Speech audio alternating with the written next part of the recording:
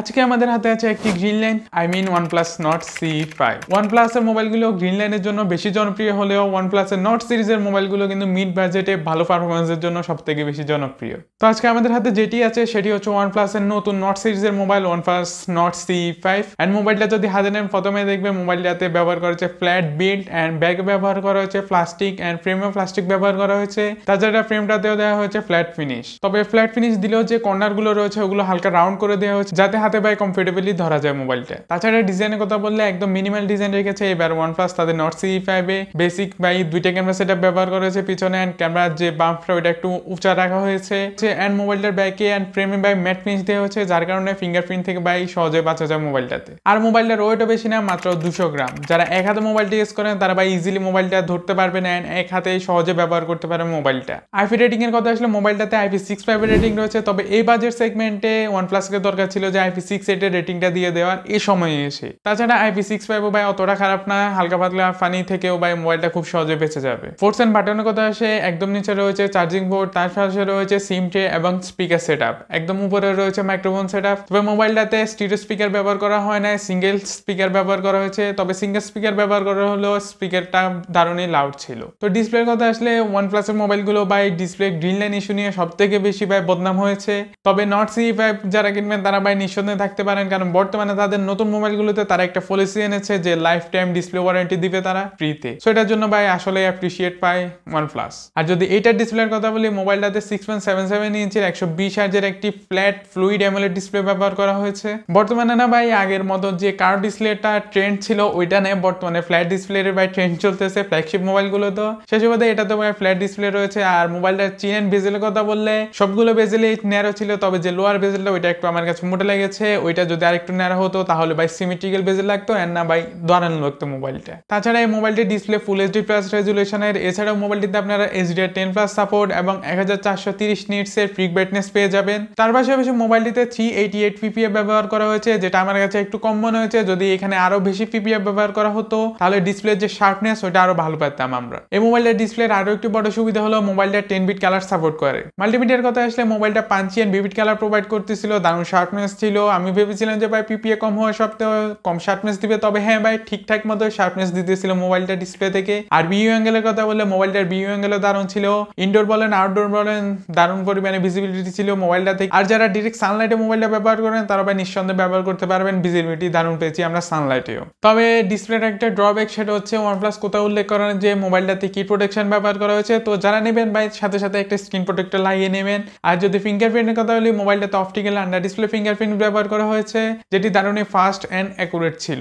সফটওয়্যারের কথা আসলে মোবাইলটা আউট অফ দ্য বক্স আপনারা Android 15 এবং OxygenOS 15 এর সাথে পেয়ে যাবেন। তার পাশাপাশি মোবাইলটাতে আপনারা 4 বছরের OS আপডেট এবং 6 বছরের সিকিউরিটি আপডেট পেয়ে যাবেন। তো যারা লং টাইম ইউজের জন্য নিতে চাইতেছেন তারা নিঃসন্দেহে নিতে পারেন। 4 বছরের OS আপডেট তো পাইতেছেন এন্ড সিকিউরিটি আপডেট 6 বছরের দিবে। সো লং টাইমের জন্য আমি বলবো যে কোনো সমস্যা ছাড়া OS আপডেট নিয়ে আপনারা ব্যবহার করতে পারবেন। আর যদি OxygenOS এর কথা বলি দারুণ পরিমাণে স্টেবল ছিল এন্ড সবাই জানে OxygenOS বর্তমানে অনেকটাই আপডেট হয়েছে এন্ড সবার কাছেও দারুণ লেগেছে, আমার কাছেও দারুণ লেগেছে। তবে এই মোবাইলটাতে কয়েকটা ফ্রি ইনস্টল অ্যাপ পেয়ে যাবেন, আর কি এই অ্যাপগুলো খুব সহজে আপনারা আনইনস্টল করে দিতে পারবেন। আর এই ফিচারের কথা বললে মোবাইলটাতে OnePlus এর মোবাইলগুলোর মতনই যে এই ফিচারগুলো ওগুলো রয়েছে, like circle to search, Gemini live support যেটা ইনবিল্ড রয়েছে।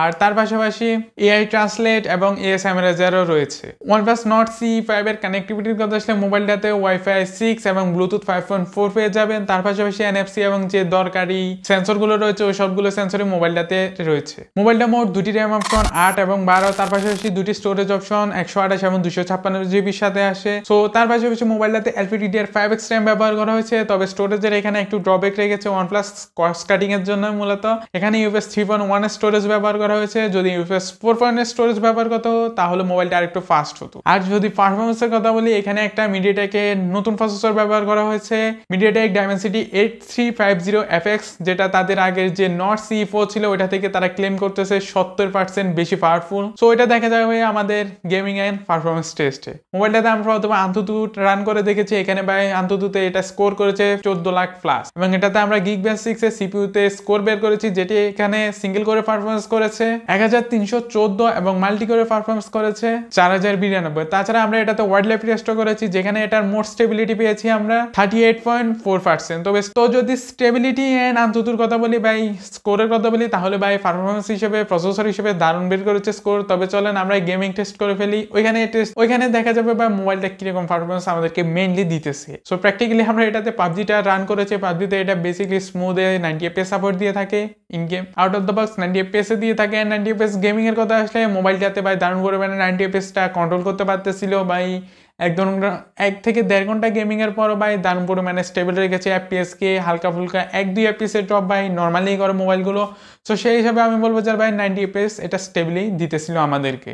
এন্ড গেমের দিকে বললে ভাই আমি 90 FPS এর যারা গেমিং করতে চাইতেছেন ভাই নিতে পারেন মোবাইলটা। ক্যামেরা সেকশনের কথা বলে মোবাইলটাতে দুইটা ক্যামেরা সেটআপ ব্যবহার করা হয়েছে। মেইন ক্যামেরা হিসেবে রয়েছে 15 মেগাপিক্সেলের সনি LYT 600 সেন্সর, যেটাতে OIS পেয়ে যাবেন। তবে সেন্সরের কথা বললে এটা অনেকটা পুরনো সেন্সর, তবে দেখা যাক ফটো প্রসেসিং এ এটা আমাদেরকে কিরকম দেয়। আর ওয়াইড অ্যাঙ্গেল হিসেবে রয়েছে 8 মেগাপিক্সেলের একটি ক্যামেরা। সো ভিডিও রেকর্ডের কথা বললে এটা হাইস্ট 4K তে 60 FPS এবং 1080p তে 480 FPS অ্যান্ড 720p তে 960 fps ভিডিও রেকর্ড করতে পারে। তো যারা স্লো মোশনের জন্য মোবাইলটা নিবেন ভাই, স্লো মোশন বা বিন্দাস করতে পারেন, যারা ভাই টিকটক করেন তাদের তো ভাই স্লো মোশন দরকার হয়। সো ভাই স্লো মোশন এটা দারুণ পরিমাণে আপনাকে ফিডব্যাক দিবে। সেলফি ক্যামেরার কথা আসলে মোবাইলটাতে 16 মেগাপিক্সেলের সনি IMX 480 সেন্সর ব্যবহার করা হয়েছে, যেটিতে হাইস্ট আপনারা 1080p তে 60 fps ভিডিও রেকর্ড করতে পারবেন। সো আমার মতে ভাই ব্যাক ক্যামেরাতে ভাই অনেকগুলো FPS অপশন দিয়েছে, তবে তার পাশাপাশি যদি সেলফি ক্যামেরার দিকেও তারা তাকাইতো তাহলে আরো একটু ভালো হতো। তো চলেন আমরা মোবাইলটার কয়েকটা ফটো স্যাম্পল দেখে আসি। তো আমরা OnePlus Nord C5 দিয়ে অনেকগুলো ছবি তুলেছি, আর ছবিগুলো দেখে ভাই আমি কিছু জায়গায় ডিসঅ্যাপয়েন্ট হয়েছি, আবার কিছু জায়গায় ভাই খুশি হয়েছি। কিছু জায়গায় ক্যামেরাটা ভাই দারুণ পরিমাণে পারফরমেন্স করতেছিল, আবার কিছু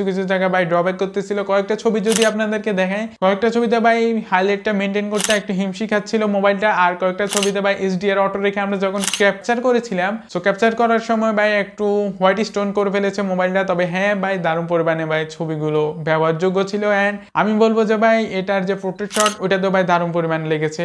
অপটিক্যাল জুম দেয় না, ডিজিটাল জুম ভাই পোর্ট্রেট শট গুলো আমার কাছে ভালো লেগেছে। এন্ড বোকে ভাই বাজাজ সেগমেন্টের ক্যামেরার মতনই লেগেছে। তবে হ্যাঁ ছবিগুলোর যে কালারটা, কিছু জায়গায় ভাই ছবির কালার এত দারুণ করেছে মানে বলার বাইরে। মনে হইতেছে যে ভাই একটা ফ্ল্যাগশিপ মোবাইলে ক্যামেরা দিয়ে ছবি তুলতেছে। আবার কিছু জায়গায় ভাই একটু খারাপ করতে হচ্ছে ভাই HDR কথা তাই বললাম। নাইটের ছবির কথা বললে আমরা একটা নাইট ছবি তুলেছি, ওইটাতেও ভাই দারুণ পরিমাণে ডিটেল ক্যাপচার করতে পেরেছে। এর জুম টেস্টে ভাই দারুণ পরিমাণে শার্পনেস লেগেছে ছবিগুলোতে।